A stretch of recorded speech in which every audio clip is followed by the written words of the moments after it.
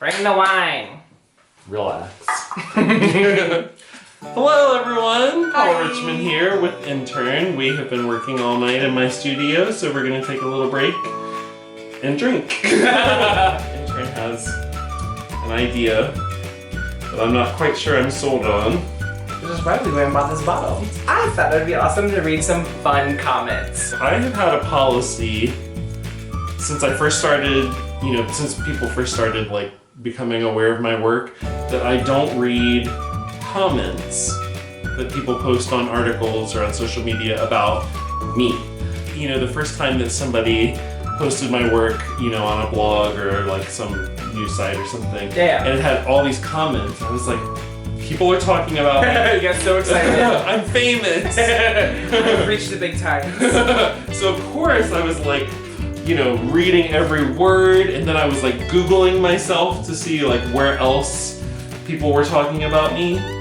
And they were so mean. And so I decided that I was not going to read any of that stuff. Which is smart, and a lot of people do that. Celebrities, artists, writers especially. Like, you publish something and then they're like, I'm not gonna even read the comments, actually gonna even turn comments off because it can sometimes be super, super negative. And it can actually be anti-productive, and the criticism on there can actually push you backwards instead of moving forward. It's good to have feedback from friends, but the problem is people are assholes. Yes, they are. Now, if people are taking the time to like friend me on social media and they're commenting on my post, then I'll respond. But if it's it's the anonymous random stranger situation. Yeah, and the comments that are not really meant for me anyway, just people who are like commenting on an article and they're like, blah.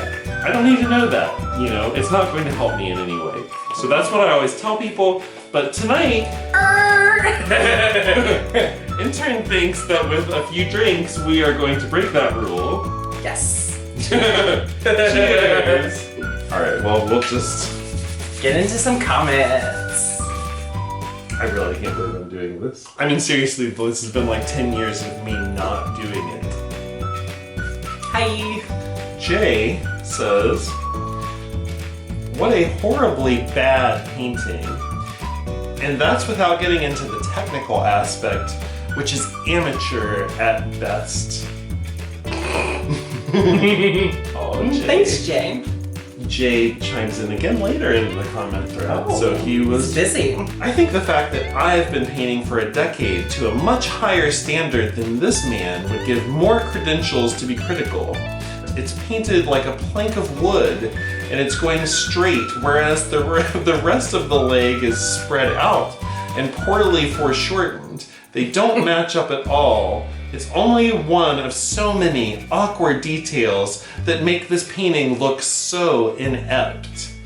The proportioning is ridiculous, and the tonal work is absolutely nothing you wouldn't see in any foundation art course. But of course, because he's painting a man trying to look slutty, it's beyond reproach.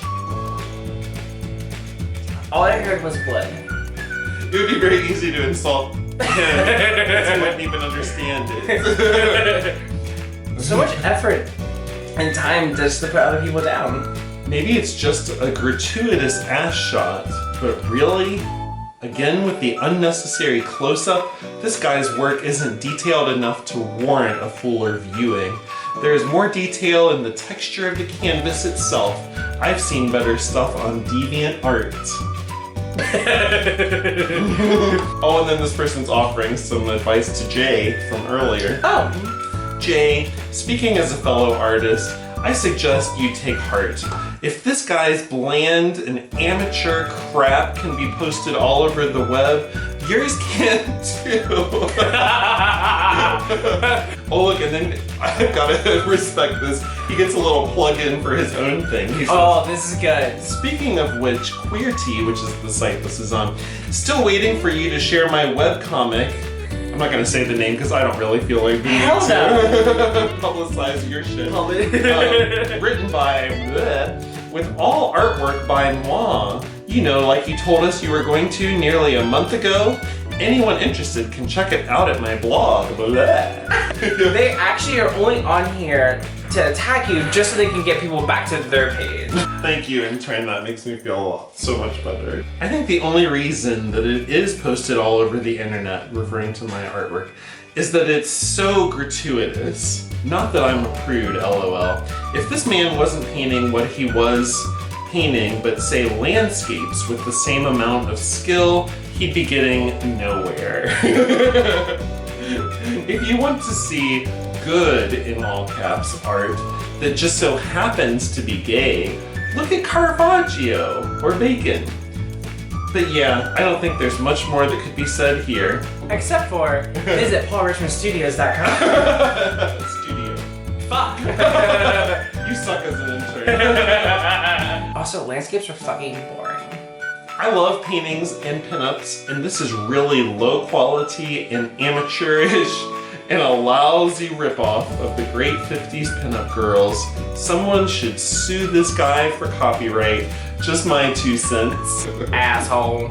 I think too often people take themselves way too goddamn serious. Yeah. And people really, really just usually need to get laid. Okay. You ready?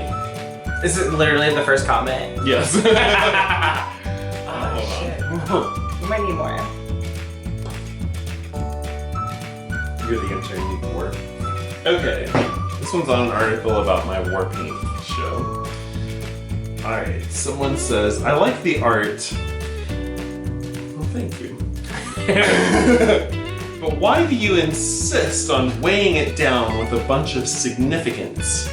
The consumer of the art, namely me, and other people who view it, have the right to view it in their own way and form their own interpretations. Gay men, by their very existence, challenge traditional notions about masculinity, but why pollute art with your philosophy? John?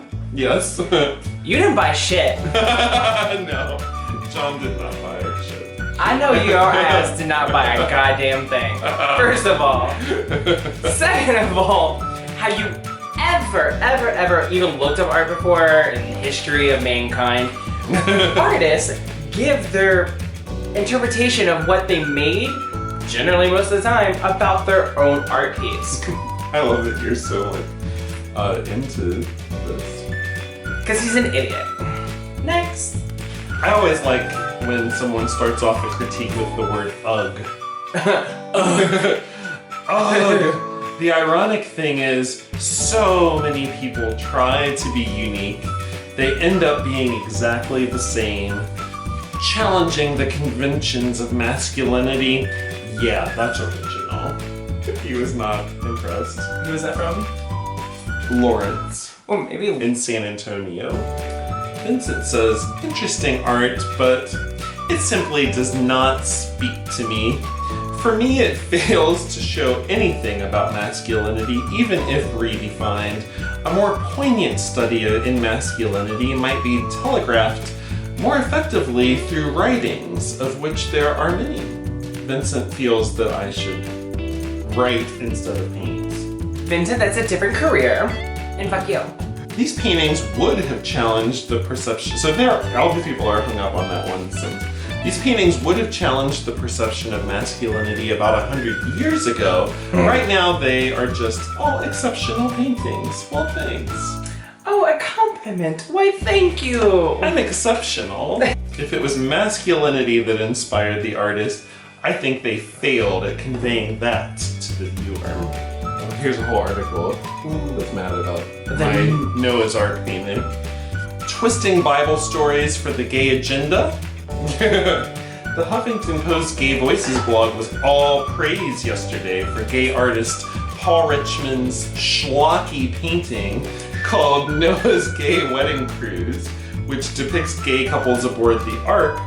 They lauded Richmond's work as a whimsical gay twist on the biblical narrative. Gee, what's next? A rewrite of the Gospels to claim Jesus was gay? Richmond has a history of provocative LGBT paintings, including a series called Cheesecake Boys, which almost exclusively depicts butt-bearing guys losing their clothes or posing in their underwear. Yes. But the Ark painting is a few years old, according to the artist, so why did HuffPo bring it up now? Why, to push the gay agenda prior to the Supreme Court decision on gay marriage, of course. Noah's Ark was supposed to be filled with male and female couples who would repopulate the world. If they were all gay and lesbian, like Richmond's fantasy, well, life on planet Earth could have died out with the Great Flood after all. I actually did particularly like that piece. It was a very strong message. Have you ever received any like super negative comments in person? No, not really. I think that most people kind of like are too afraid to confront you, like confront someone in person. Yeah. I've had people say like weird things. Like someone came up to me at an event in New York and they were like, "Are you Paul Richmond?" And I was like, "Yes." And he said, "I just jacked off to one of your paintings yesterday." That's fascinating. Yeah. I could never imagine walking up to somebody and telling them I just, one, jacked off, two, jacked off to something that they made. I'm sure you probably receive a lot of interesting fan mail too. Yes, I do receive a lot of emails from people offering to pose for my work, but I sometimes question if these people have actually seen my work based on what they send. So they're not doing like... No, they're doing like, I'm naked laying on my bed with my feet in the air type of thing. Exposing their butthole. Here's some comments on my YouTube channel, which are in response to the video that I made about people who were ripping off my artwork on eBay. What a faggot. Fat little yellow swine. What does he call little? You mean you think the other words apply? No. Be a team player. You're gay. Gay people have loads of money. I know it sucks dealing with art snobs, but you're too good for eBay. Get a gallerist. What? I don't sell myself on eBay. I do have a gallery. Also, did you miss the point of the video? The shit is being stolen and posted on eBay. Watch the video. Someone just commented, icky. Cheers. To icky. Icky. Gay guys are more likely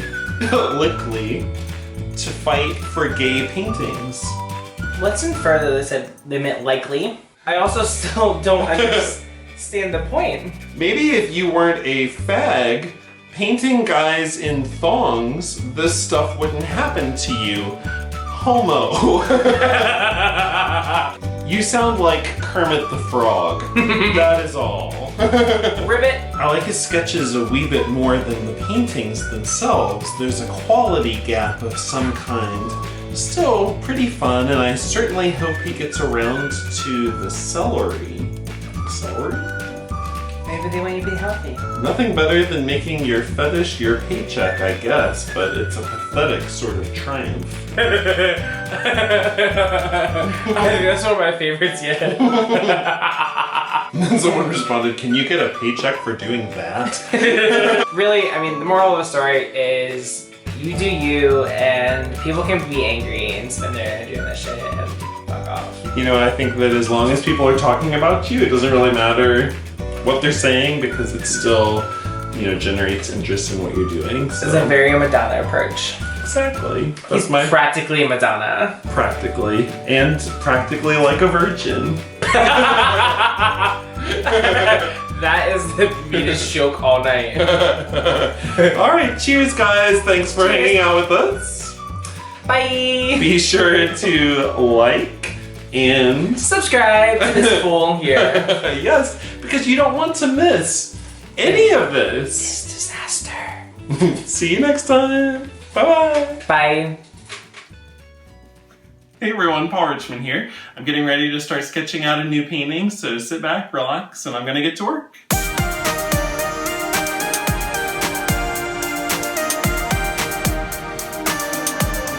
We don't need to. If you're not familiar with Cheesecake Boys, he'll post it right here.